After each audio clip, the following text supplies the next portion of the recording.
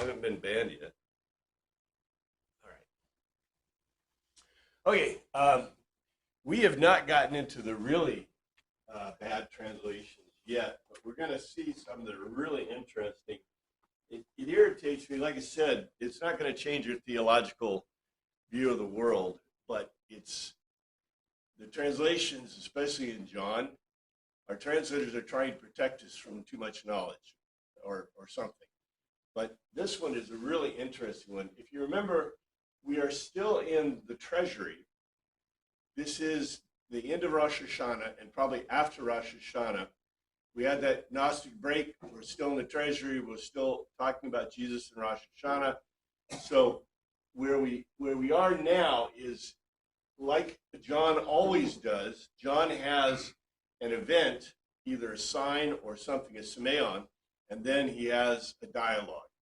And in this dialogue, Christ is presenting his view of things, and that's why I keep pointing out that this gospel is really written, I think, to Greeks and Romans, because it's answering things in a very concrete fashion in the Greek, as opposed to I love the sermon today, or at least the verses, the statements today, because you see all the parables, and that's typically, Matthew, Mark, and Luke, we get parables. And did you see the parables? You see the unstated teli? Yeah. And all those? It's beautiful. And, it's really funny that at the very end of those, Jesus says, "Do you understand?" And he said, "Oh, yeah, we understand. Yeah, sure." Right? You're like, you can see the disciples. They want everybody's like, "Could you explain it to us, please?" Right? But he doesn't. So I just think it's beautiful. The thing about John, and we are seeing this over and over again, John gives us these very complex situations and statements. And luckily, if we look in the Greek, we can see some of them. This one is really a beautiful statement. This is the last one we had. "Much I hold all over you to utter words and to distinguish. Contrariwise, he having sent me is not false, and I, that which I have heard from him, these I utter words into that which was created." So I'm not going to go back over that. It's a very complicated statement. But then the next statement by Christ is really an interesting statement. This is what the translation NIV says. "They did not understand that he was telling them about his Father." That's not exactly what it says. Here's the King James. "They understood not that he spake to them of the Father." Here's the Greek, and you'll get it right away. "Nor not they have known," egnosin, pote, that are, because the Father, to them, he was making a logical argument. Now, the problem with this is, who is the he? And if you look, the Father, the pater, the Father is the accusative, and they understood it's the third person singular. He was speaking, so we don't have a direct nominative case. We don't have a subject, as we'd say in English. Who's the subject? The presumption here is the subject is Jesus, but yet the Father is mentioned. So here it is a way that I think this is supposed to be, the author is leaving it ambiguous. It's accusative as a father, but there is no nominative, there's no subject. Here's, I think, the best way to translate this. They have not known that the Father was making a logical argument. They have not known the Father was making a logical argument. This just goes on with what we've seen over and over again, right? Jesus claims to be God. So they're listening to these, and if you notice the previous statement, this complex statement right here, "Much I hold over you to utter words and distinguish. Contrariwise, he having sent me is not false, and I, that which I have heard from him, these I utter words into that which was created. In other words, I'm telling you what the Father, it doesn't say what the Father told me. I utter words I've heard from him. In other words, these are words from God, right? And then the next statement that Jesus makes is, they have not known, or the next statement that John makes, it's the narrator, says they have not known that the Father was making a logical argument. In other words, what's John just said about Jesus? God are one. Yeah, that's pretty profound. Isn't that really cool? A little bit, yeah. And I think that what's really interesting about this, and this is Greek, right? So the Greek authors put the Father as the accusative case, the object, right? The object, but didn't give us a nominative. So it's a presumed nominative. Well, the object of the sentence, the object of the logical argument is the Father, and the Father was making a logical argument. This is the way Greek produces an ambiguity. I also need to mention this. I thought it was really funny. How do we know it's a question in Greek? We don't. If there's, in English, Greek and English are similar in that we have question words, like, what, who, how, those kind of words. In Ecclesia, we'll get a question word, but many of the times the question words don't indicate a question at all in Greek. They just indicate that who did this, whatever, right? It doesn't indicate. What's that? Question mark helps too. Well, that's the thing. I was reading in a statement from an official thing that said one way that you can tell in the Greek is there's question mark. Do you see the problem with that? I'm like, wait a second. There were no question marks in anything until like about 1200 AD. And you're telling me that you're going to determine if it's a question in Greek because there's a question mark? It's like, okay, we got a problem here, right? And that was from an erudite text. It wasn't from just some wacky doodle guys. And I'm like, yeah, you get an interrogative, we call it interrogative pronoun, where, what, how, that's one way. English, we changed the position of the verb. In German, you say nicht wahr. You have nicht wahr. You can also change the position of the verb, noun and verbs, to indicate it's a question. But Greek doesn't do that. Greek does not have, the only question form in the Greek is a supposition. When you see on, A-N, on, alpha,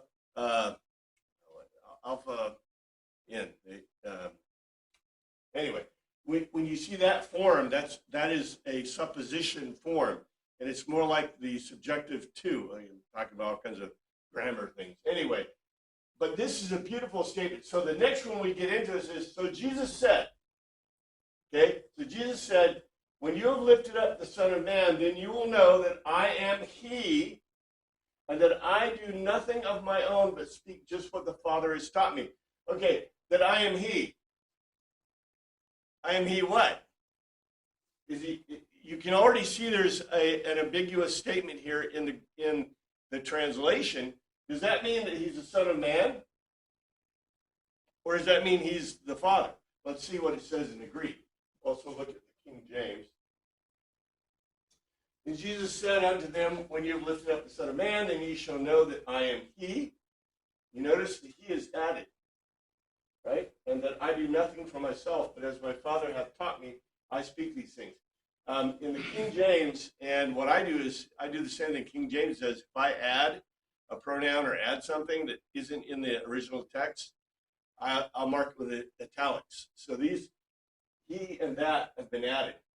He said, certainly accordingly to them, Jesus, whither inasmuch, hyposente, you have lifted, raised up, exalted an offspring of the entron of the man face, you will know, gnospete, that are because I am, and from or away from of myself, I make her do no one, none, or nothing, contrariwise, kathos, just as he taught me, the Father, these I utter words. This is almost a direct statement of the previous thing we had, but with a very interesting added point. Here's the translation. Accordingly, Jesus said to them, whenever you have lifted up, raised up, exalted the offspring of the man face. And you notice the word here, this word in Greek, and I didn't, and sometimes later I'll break this up for you like I've done in the past. I just provided this is what this word means specifically as a verb. You have lifted up, raised, and exalted. The translators, let's see, what's the translators? The King James is good enough. Our King James translator uses lifted up, but this word in Greek means you have lifted up, raised up, or exalted. So the impression we get when you just say lifted up, it's an ambiguity, right? An ambiguity, because we are expecting it to mean lifted up like a cross, right? But it also means lifted up as exalting. So there's more than, just by saying lifted up, without knowing the basis of the word, you kind of miss some of this. Anyway, and it's really amazing there's an ego eimi statement. Accordingly, Jesus said to them, whenever you have lifted up, raised up, exalted the offspring of the man face, you will know that I am. And from myself I do nothing. Contrariwise, just as the Father taught me, I utter these words. Okay, what did he just say? What did? I am. Yeah. So isn't this cool? Because in the previous statement he says, John tells us, they didn't understand it's the Father talking to them. The Father is talking to them. It's Jesus talking to them. He's God, right? And then you get this statement. And you notice that our translators took away the ambiguity. That then you shall know that I am he. No, that's not what he said. He says, you will know when. You will know that I am, and from myself I do nothing. Contrariwise, the Father taught me, and I utter these words. Look, can you get any closer to a direct statement that Jesus is saying, I am God? It's like, wow. And it's that ego eimi statement. Like I told you, it ought to be in red in all through John and Mark, through the other Gospels. Every time he says ego eimi, it ought to be like, here it is, because this is a direct statement. And the translation, I think, is astounding and really funny how both the NIV and the King James add in, to make sure you don't want to get it wrong, right? Yes, sir. So, Son of Man was Jesus' favorite way of referring to himself. Is this the consistent Greek translation of Son of Man each time? Well, every time I translate it into the Greek so you fully get it culturally, because it doesn't say son of, it says huion, and a huion is an offspring. Huion is a masculine noun, so you could take it to mean son, but it's not really just the son, it's offspring. So even, and the reason they say son of man is because in the Hebrew, they don't say Adam. They don't say the son of Adam, right? The son of Adam means dirt, or they don't say the Adam of whatever. The Hebrew is more, remember, Hebrew is really euphemistic, right? So the Hebrew is very euphemistic, and it says son of man in Hebrew. But son of man is an ambiguous term, because aren't you a son of man? And you're a son of man. Well, you guys aren't son of men. You're ladies, right? That'd be really difficult. But it's very interesting that the concrete Greek, both in the Septuagint and the New Testament refers to it as huion of anthropo, huion of the anthropo. So an offspring of man. You know, I like to leave it up here because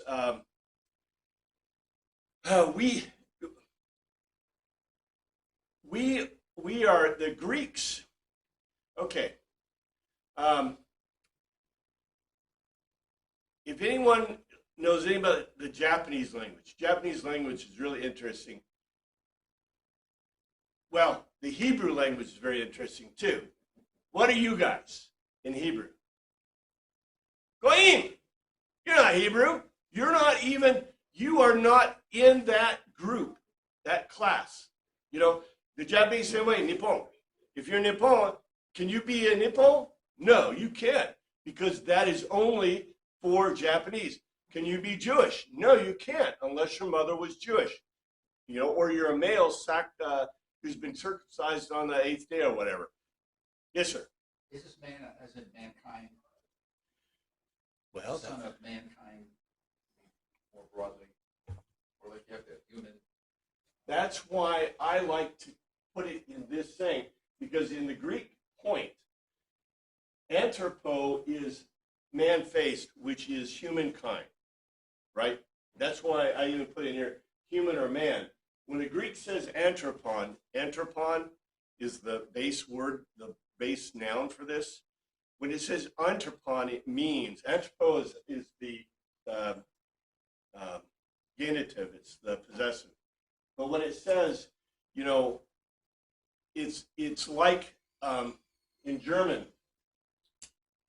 In German, where's my thing? In German, you have man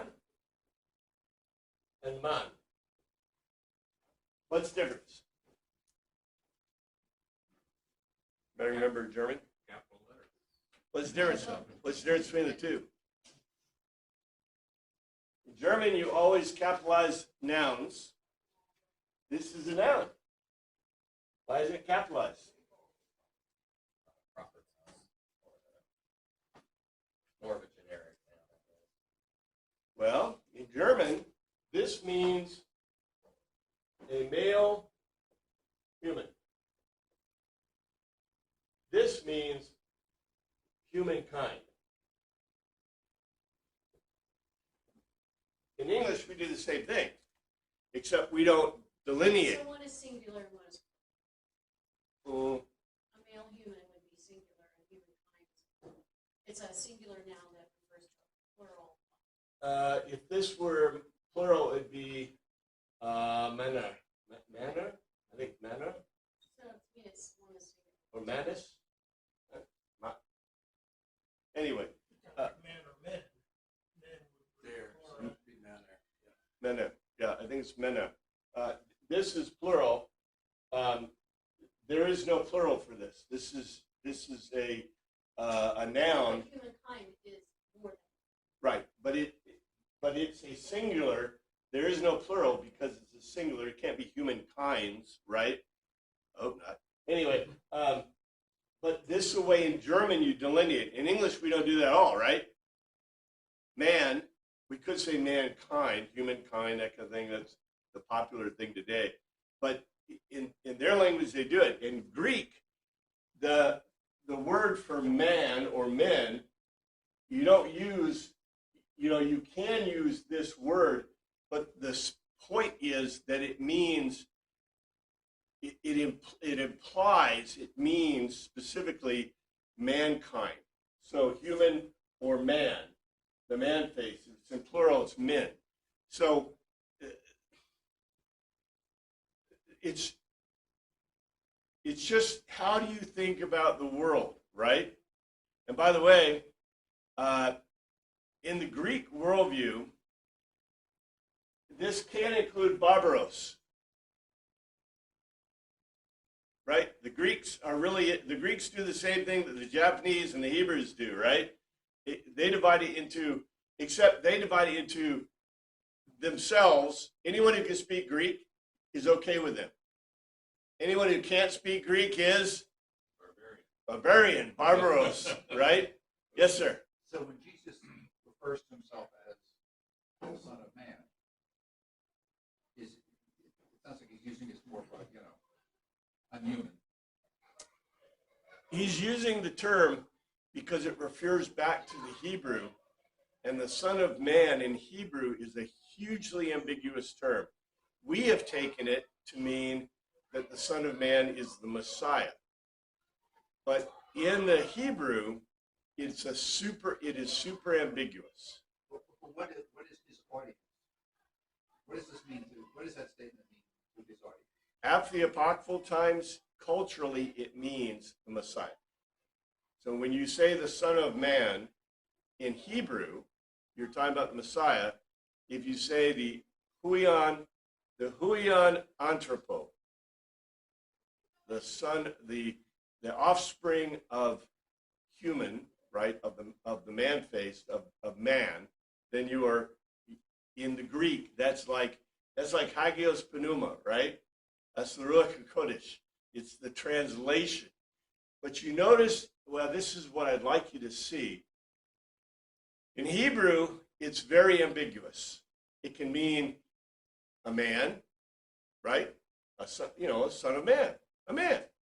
It can mean the Messiah on the other end. In Greek, I don't have that in Greek, right? The only reason it means that in Greek is because it's like the Ruach HaKodesh. It's like the Hagios Pneuma. It means this in the cultural audience that Jesus and that the gospel writers are presenting it to. Now, by this time, we know that this is a late gospel. All of the audience knows when they say the huion anthropo, that they're talking about the Son of Man. They also know that it's not ambiguous anymore. Why isn't it ambiguous anymore? Jesus said to them, whenever you have lifted up, raised up, exalted the offspring of the man face, the wind, you will know that I am. And I myself do nothing contrariwise, just as the manner in which the Father taught me I uttered these words. In other words, because now they know the answer, it's like it's an unstated telos, right? It's like a question. Well, who is the Messiah? What did the Maccabeans say? Well, we had 7 of those guys, and they all died, right? And what did the Romans say? We'll kill the next one too, right? And what does the Essenes say? Well, we'll probably kill them too because we don't want them hanging around, right? I mean, that's basically what you get. And then you got Jesus claiming to be the huion of anthropo. And everybody's going, huh? What are you claiming? Right? And then he makes this claim that after I've been exalted, I am. There is ambiguity. I want you to see the ambiguity. I also want you to see how the Greek, our Greek authors, authors, all the gospel uses, because it's right from a Hebrew term, right? To us today, if you say the Son of Man, all of us go, well, it's Jesus, that's the Messiah, right? It's a mystery. It's a secret. It's an unstated telos, right? Except everybody who's hearing this knows what? The telos was answered, right? It's not unstated anymore because Christ has died, Christ has risen, Christ will come again. They all know that too. That's, they don't have Bibles, right? They may be hearing this. They don't have, the codexes aren't even out yet. I mean, this is way earlier than that, the codex. There's no codex. Yes, sir. I was just thinking about the word hyposete, lifted, raised up, exalted. Figuratively, that can mean a lot of different things. Maybe when he's raised up on the cross, now you know that I'm the Messiah.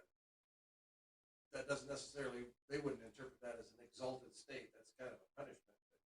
It's kind of a contradiction. Yeah. It's interesting how there's multiple meanings there.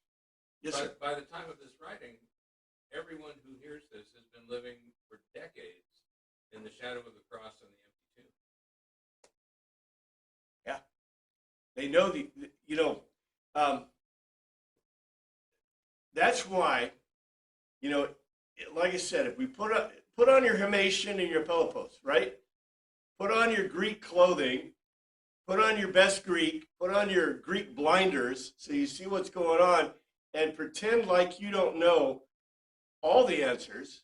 You want to know more. You do know Christ has died, Christ is risen, Christ will come again. You've heard parts of Matthew, Mark, and Luke because you're getting it in Sunday school. No, you're getting it in Shabbat school, right? On Saturday, you're going to hear it, and they're telling you about this stuff. And then you get the Gospel of John. Wow. Especially with all these ego eimi statements in them.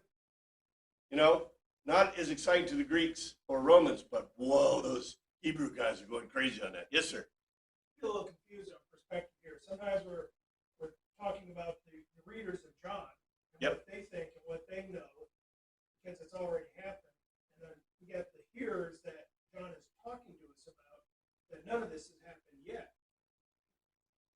So, what do they think? The ones that are hearing it for the first time from Jesus' mouth. Yeah, and I think that the perspective, this is part of the problem of perspective, because yes, if you imagine yourself as initially hearing it, right? And then John gives us his commentary or his narrative, which is very interesting because the other gospel writers don't do this nearly as much as John does. Occasionally you'll get Mark, Luke throwing out a bone, right? But most of the time they don't do that. John is about the only author who throws us bones like the previous one. They didn't realize that it was the Father making a logical argument. Wow, that's really cool, right? Yes, ma'am. Isn't this the only term that Jesus called himself, the Son of Man? It goes back into the Old Testament. Right. From Daniel and so he's saying it's been fulfilled. He uses this statement over and over again because, remember, why can't or doesn't he call himself the Christ? Not normally. He actually doesn't call himself it. When the woman at the well says, we're expecting the Messiah and the Christ, he goes, well, you're looking at him, right? But he doesn't say, I am the Christ. Why? Cause an outrage.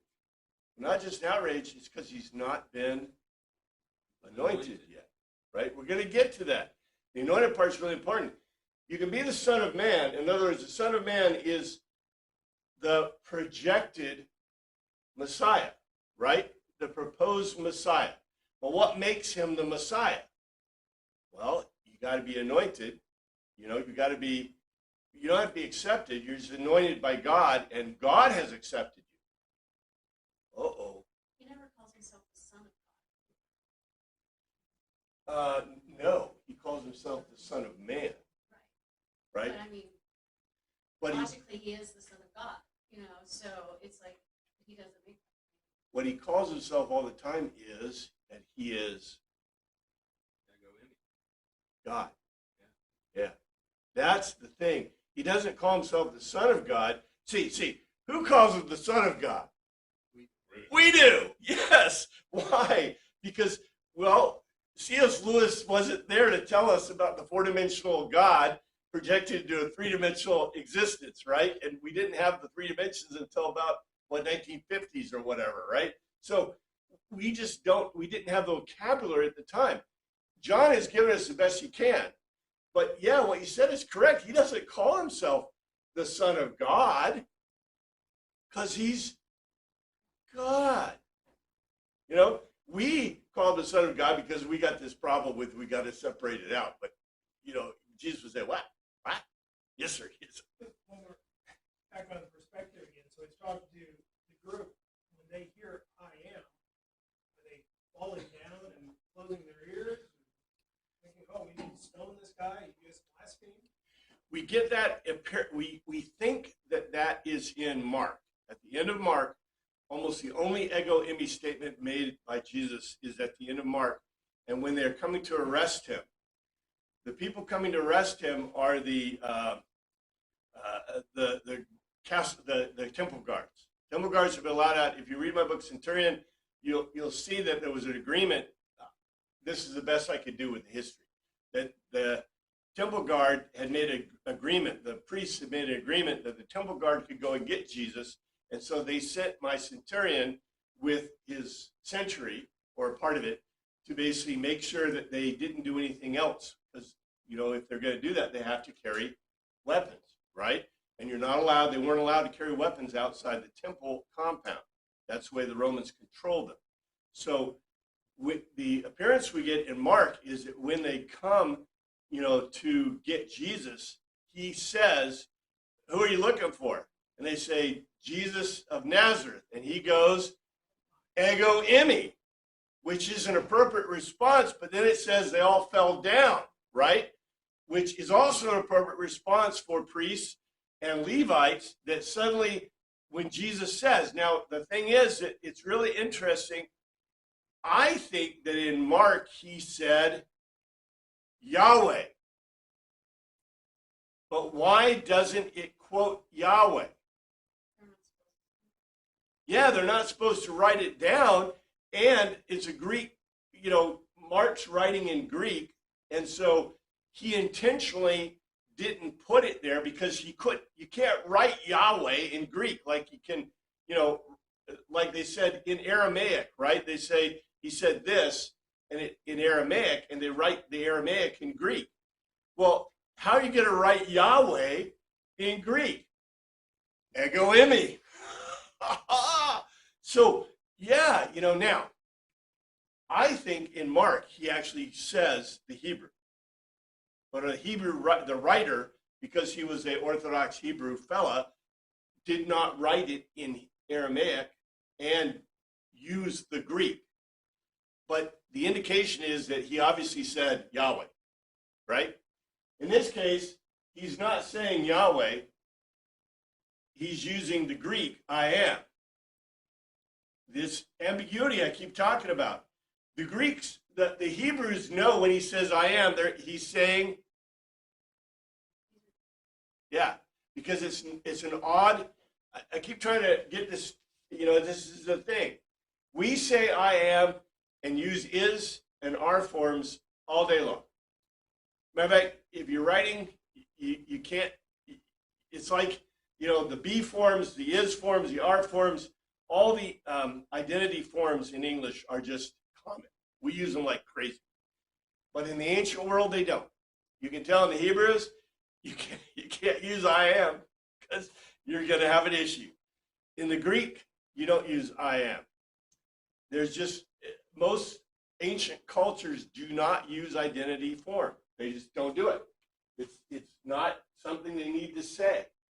Part of it is because of community. In ancient world, all of us come from the same village. Do you ever meet strangers? Very rarely, right? You might meet a person from the village next door, or maybe you're traveling with a few villagers. You're going from Nazareth to Jerusalem for the Pilgrim Festivals, and you're walking alongside people from other villages, and you're like, what do you think you do? No, I don't think they talk at all. No, they could be Greek. They could be a person from another place. It's like, okay, it's like the Japanese and foreign language speakers. The Japanese all can speak English. They all know English very well. If you go up on the street corner and say, hey, I'm having trouble. Can you help me find the closest train station? Many times, not always, they will just basically kind of ignore you. Why? Because you're not one of them. Well, because you're speaking English, and even though they can understand you, they can't speak it very well. They don't believe they can speak it so that you can understand them, and they've never taught in general to foreign people. They just don't. Their culture is a very introverted culture. You'll get a few that will, but they consider it to be a high, not crime, a high, Rude. what's that? It's rude. Well, An embarrassment. they consider it to be not a form of disrespect, but a great courage, very courageous for a person to speak to a foreigner at all, even in Japanese. Because from their perspective, if you speak Japanese poorly to them, well, that's an embarrassment to you, right? If they speak English poorly to you, that's an embarrassment to them. So in general, they would rather not. Now, if you wrote it out on a piece of paper, they could probably write you the most beautiful English sentence in response. So if you need help, I suggest a pen and pencil and write it and just show it to them. Or your Google Translate is the way to go. But this is the culture. So imagine the Greek culture. Now, we think every culture is like our own, right? So in American culture, if somebody asks you, even if you can't understand a word they're saying, what do? You speak louder and slower. Surely they can understand English if you speak louder and slower, right? That's the American way. But in the Greek worldview, in most countries' worldview, that's not the way the world is. And we just happen to live in a postmodern culture. And not just a postmodern culture. American culture is like this. People in other cultures are astounded that our children will actually stand up and sing in groups or even single, or even give talks or talk, because that's not what happens in most cultures. Children are usually don't do that, But as cultures become more Americanized or more Westernized, what happens? That's where you go, right? It's just a more outgoing kind of culture. But if we think about how these cultures are, it's just the way they are. It's just different. All right. Well, it's interesting. Peter, James, John, Philip, pretty much all grew up in from the same town, and were all fishermen. Which speaks to the point that you knew everyone. They're all from the same community. Maybe that was part of the reason why Jesus chose 4 people that knew each other. Well, and if you look at we did, when we looked at Matthew and Mark, I think, you look at what Jesus was trying to get them to do. You can see part of it in Mark or in John, but not as much. In John, it's not as strong because what you're seeing, I think, the reflection of the Greek and the Roman. But in Matthew, Mark, and Luke, one of the biggest messages that Jesus had for the disciples was what? Get out and talk. He was giving them opportunities to talk. We even see it in John. When Jesus is talking to the woman at the well, what are the disciples doing? Well, they're looking for food, but when they came back, what did they do? They didn't just walk right up to Jesus and say, "Hey, you're talking." When he was talking to the woman, is obviously they waited for him to move away from her, and then they start talking to him, right? Because there's no way they're going to talk to the woman or to Jesus when the woman at the well is right there. It's like that's just not, you wouldn't talk to a Samaritan, would you? Right? Jesus' whole message in Matthew, Mark, and Luke is to get them out talking to people, right? In John, we see a little bit of that, but it's the Greek and Roman worldview. The Greeks and Romans the problem with the Greeks and the Romans, who do the Greeks not want to talk to? Barbarians. Anyone who doesn't speak Greek. Yeah, if you don't speak Greek, I'm not going to talk to you. And, they're hugely a class-based society. If you're not, wealthy or, in the same class, if you're a slave, I might talk to a slave to give him an order, but I'm not going to talk. I'm not caris. No way I'm going to caris, a slave, right? But yet that's the change that was made with Christianity with Teen Hodos. And, that whole change of people in their perspectives now, there is no slave, there is no free, there is no wealth, right? That's the whole point. Now, the Romans are even more into it because the Romans, yes, they are a class-based society. They like the Greek stuff, but the Romans are the Romans are engineers. We got to get it done. So am I going to talk to my slaves? Am I going to talk to the people working for me? You know, do I want them talking to me? Of course you do. Hey, boss, the stone's about to fall on your head. You know, right? I want him to tell me before it hits me in the head. Just saying. You know, it's just, you know, we're the Greeks. The Greeks wouldn't even be out on the Greeks wouldn't even be out on the building, right? The Greeks would be sitting at home talking about philosophy, and who do they send out to do the building?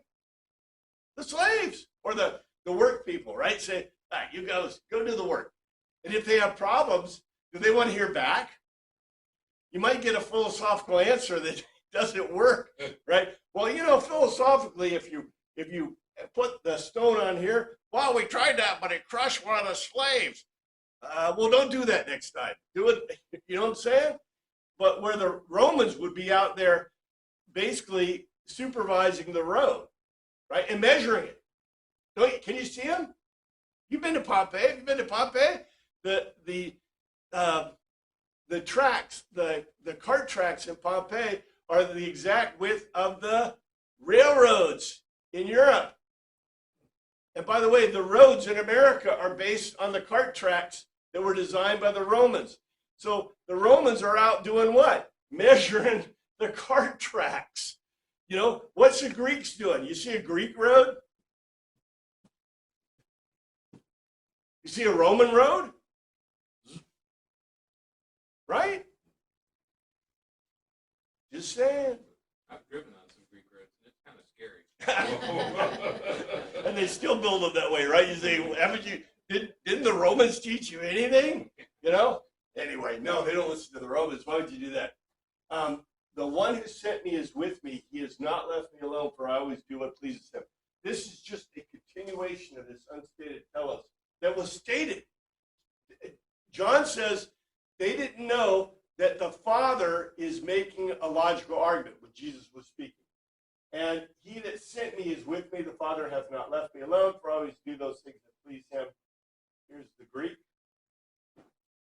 And he having sent me, met in company with me, is, no or not, he has sent away me merely that because I, it's not ego in me, just I, agreeable, fit to him, I make her do everyone. Okay, here's.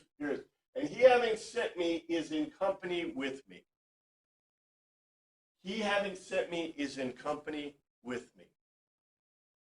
He has not merely sent me away because I do the agreeable to him every whit. He has not merely sent me away because I do the agreeable to him every whit. Now you can take that in a bunch of different ways, but I think the obvious is he says that God didn't send him because I do the agreeable to him every whit. In other words, this is going back to the lifting or exalting, right? Because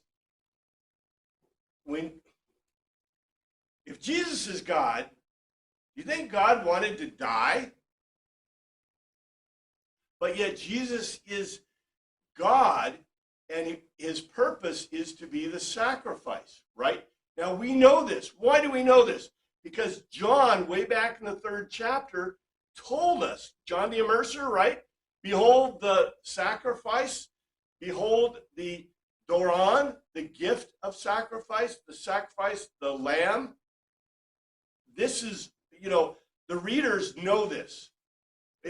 Too much water's been under the bridge since we remember this. But this, they all know this, they're all remembering this. They all know this, that Jesus is the sacrifice. And he's saying, so, do you think, okay, Jesus is God. God is Jesus. Do you think the God part of Jesus is going to be really happy about dying? About being lifted up? He's making a double entendre there about exalting and lifting up. Though it's amazing we have a cool Greek word that says both, right? And we know the unstated telos. The readers, the hearers, know the unstated telos, that Jesus is going to die on the cross. We're like, Okay, you know, but this is part of that fun thing. Even as he spoke, now look what it says. Even as he spoke, many believed in him. This is really cool. As he spoke these words, many believed in him. These of his leilotos, he uttering words, many were convinced of logical argument into him. He uttering these words of his. He uttering these words of his. Remember, he said, I utter what? Words from the Father. These words of his. John is just telling you that he is God. Again, many were convinced into him. Just amazing. Okay, now, there is kind of a slight break, but not really. Like I said, I leave in what the NIV has. NIV says, dispute over whose children Jesus' opponents are. Okay, you know, look, we all know this is a continuing argument, right? This is a continuing argument from chapter 7. So it's the Rosh Hashanah episode, and it's continuing in its argument. And if you remember, the big deal was they said that we are the sons of Abraham, and about the son at Moses, right? Mosaic law, sons of Abraham. That was back in 7. Now we get this again. Part of the dispute. It's part of the continuing argument. I should probably put these together when I do a synopsis, the end outline. The Jews had believed him. Jesus said, if you hold to the Jews who had believed him, he said, you hold my teaching, you are really my disciples. And this is probably a beautiful statement for us. Then Jesus said to those Jews which believed on him, if ye continue in my word, then are ye my disciples indeed. He was making a logical argument, certainly accordingly. Jesus forward to they having been convinced, pistikos, they having been convinced of a logical argument to him, Judeans, in case that of you, you stay into the logical argument to the tumai, not false learners. Now, I want to point out a couple of things. This is the reason I don't follow the convention in the NIV and the King James of translating Judeos as Jews. Because, yes, they are probably Jews, but sometimes they'll translate them as Pharisees. Sometimes they'll translate them in other ways that give a negative tension. This isn't negative. These are the disciples. Jesus is a Judean anyway.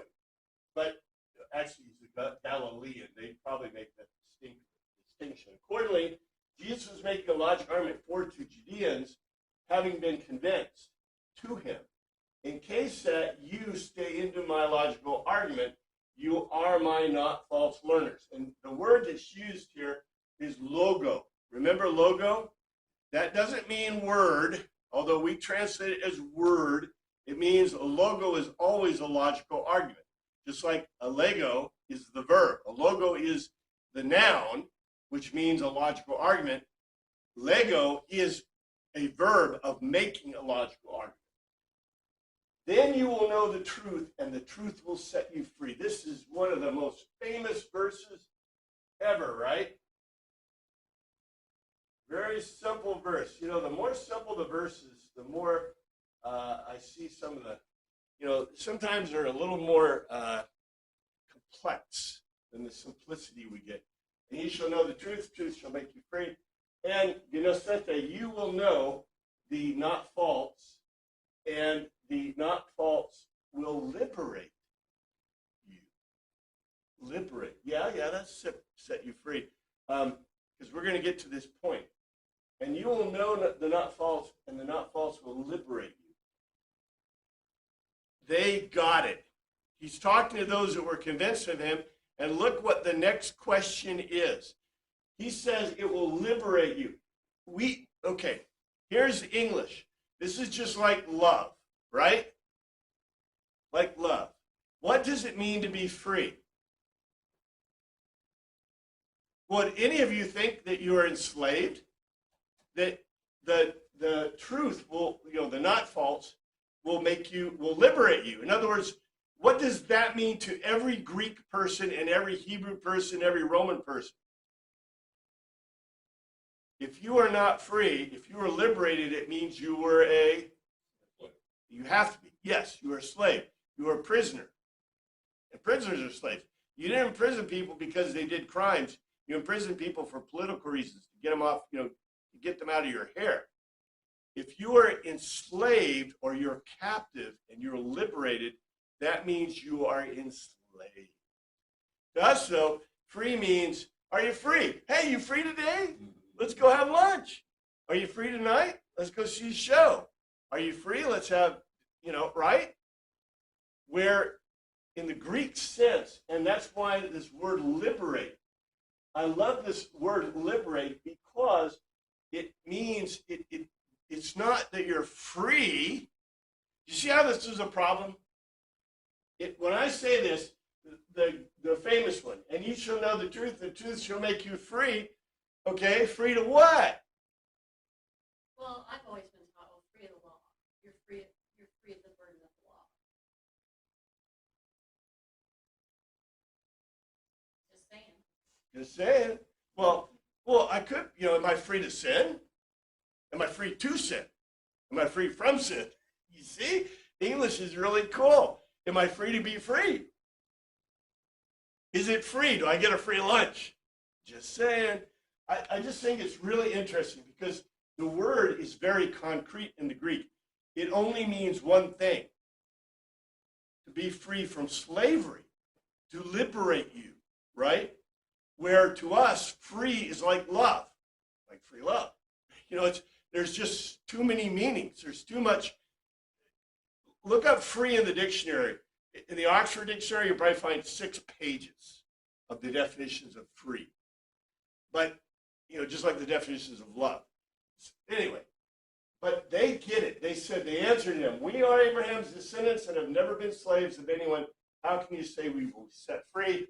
Oh, this is really cool. You guys catch it already? They answered him, there's an unstated toaster. We be Abraham's seed, and we're never in bondage to any man. How sayest thou, ye shall be made free? What's that? Oh, you got it. This is the unstated telos. They are what? They're lying. This is a bull-faced lie. We'll talk about this. They concluded themselves forward to him. Sperma, something sown. Abram, we are. Esim, we are. And no one or nothing have been we a slave to. Dulum kamen. Dulo. Dulo is a slave. Dulos. Popte at any time. At any time. Popote at any time. In what way or how much you make a lodge garment, that or because not a slave or under any restraint, you will come into being. They get it. They concluded themselves for to him, we are something son of Abraham, and we have been a slave to no one at any time. In what way do you make a logical argument that not a slave you will come into being? How can they say that they weren't slaves? We know that they were slaves. They know that they were slaves. Their ancestors were slaves to the Egyptians, the Assyrians, the Babylonians, the Greeks, and now the Romans, not to mention the many other small enslavements. This is a bald-faced lie. But why would they even say this? Are they talking strictly present tense? Like, our grandparents were slaves, but we've never been slaves. We're free. Good point. But you see what they say in the Greek. This is At any time. at any time. Yeah, our translators leave it ambiguous because they feel bad for them, I guess. We were never in bondage. Never is pretty strong, but never is not at any time, right? I think the Greek is very specific. That's why I love the Greek. Greek is absolutely concrete. You can't miss it. But they're lying. It's a bald-faced lie. And, okay. Now, the Greeks and Romans may be chuckling because they know that every society, who's been enslaving the Greeks? Everybody. 80% of the world. Everybody who can, right? The Romans took them over. After everybody was Hellenized, everybody wanted to be Greeks. The Romans want to be Greeks. So the Roman way of becoming Greek is go take them over. If you take them over, it's the best way, right? They did. And so now the Greeks, not all the Greeks, but you've got the Theucian, empire. You have the Seleucid Empire, and you have the Egyptians. Well, the Egyptians and the Theucians are both part of the Roman Empire. And the Seleucids are getting kind of, cut into. Remember, was part of the Seleucid Empire that was those rascally Judeans did what? Maccabean said, hey, we need a little help with the Greeks. Come on, you Romans. You're not too strong. Come help us. And they did. And the rest is history, right? So anyway, I think it's really funny. But they're lying. Jesus replied. Okay, notice, it's an unstated telos, right? So Jesus doesn't call them on that. Jesus makes this statement, and this is kind of our, we really need to reflect on the fact that they're giving a bald-faced lie, but that Jesus basically, and he goes, okay. Jesus answered, very verily, I say unto you, whosoever committed sin is the servant of sin. Almost a little sarcasm there. Truly, I tell you. It's beautiful irony. The irony is, and you caught it, the irony is they lied. It's not just a lie. It's an absolute false witness. A lie is, Tammy says, do I look really nice today? And maybe she doesn't quite. And I say, oh, you look beautiful, honey. Right? Because I don't want to get in trouble. But, that's not false witness. False witness, they made a bald-faced lie. They said not at any, look, I can show you the Torah, right here. It's not a question of opinion. It's a question of fact. And Jesus just said, what? Well, they celebrate the Passover, for goodness sake. Right, exactly. The irony here, it's a Greek irony. Yes, sir, do you have something? Well, just here's again, he's doubling down on a statement. Like, I'm going to say this once, and then I'm going to say it again to make sure you caught it the first time. Verily. So it's like, you better pay attention here. I'm calling you out on this one. There was an old evangelical pastor that, and I've heard this more than once, it's probably taught in the seminaries, that whenever Jesus says, verily, you verily ought to listen, or something like that, right? It's their thing. And it's right. It's absolutely true. Because when Jesus says this, many times they're unstated teli. They're unstated. So we don't get it. But when he says this, he is making a statement of what the author, and what I think Jesus reason he says is because he's making a conclusion, a telos that may be an unstated telos, but he's basically saying, listen to me, right? This is going to be on the test. This is going to be on the test, yes. Yeah, the stompers, right? He delivered himself to them, to Jesus. Amen. I make a logical argument that because the peon he is making, doing the hamartian, the miss the mark, a slave is. They would not like this. You see that? That's an identity form. What did he just say? If you're a slave that means you are an absolute slave. He didn't use a subjunctive form or the way that, a supposition form, question form of any type. He used a direct identity of miss the mark. Not just he's not the miss the mark. A slave is of miss the mark.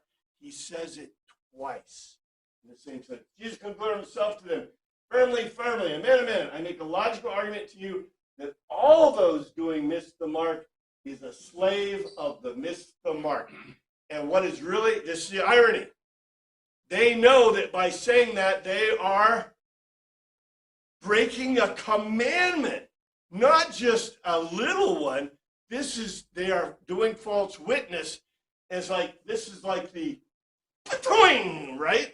Patoing by Jesus. It's beautiful. The unsaid tell us here is that Jesus just called them on their false witness. They gave a false witness that their people had never been slaves, but the Tanakh explicitly says that they were slaves. Explicitly. Like Tammy says, you get chapter and verse, and they didn't even have chapters and verses then, right? Chapter and verse. You know? Passover, they were supposed to hand down the remembrance of that time when they were slaves in Egypt. Yeah, but it's really cool, isn't it? It's cool. It's talking about really cool. This is like, you know, you wish Comedy Central was making this because, you know, you should be snickering, right? But we just read over it and go, oh, you know, yeah, I've read this a million times, you know. When Jesus is doing a patoy, and can you see the disciples are giving a high five? Maybe not that far, but you know, if the disciples understood, they would be doing what? Giving a high five, right, to Jesus. All the Greeks and Romans are, right? High five me, baby, because yeah, you just called them. Anyway, we have to stop here, but thank you, Father, for your word. We pray you look at this week. In your name we pray. Amen.